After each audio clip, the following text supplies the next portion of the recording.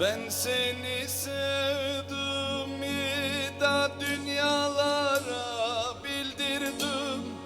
Ben seni sevdim ay dünyalara bildirdim.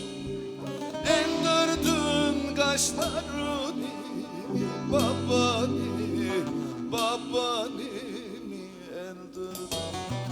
endirdin kaşlarını endirdin kaşlarını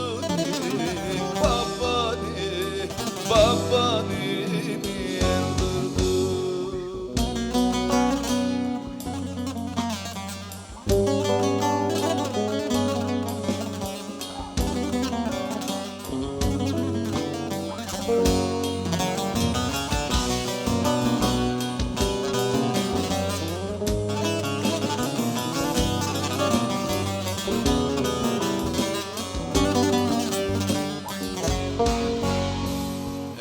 Dereye de al dereden taşları.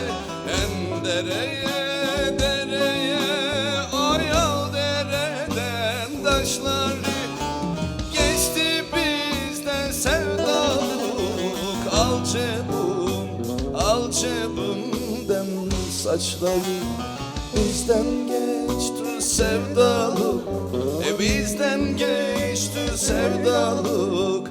Al cebimden saçları.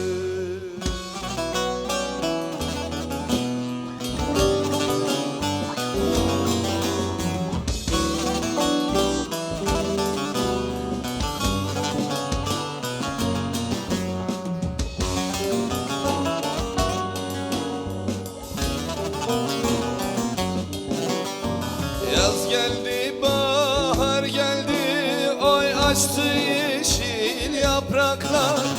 Yaz geldi, bahar geldi, oy açtı yeşil yapraklar. Ben sana doyamadım, doysun kara topraklar. Ben sana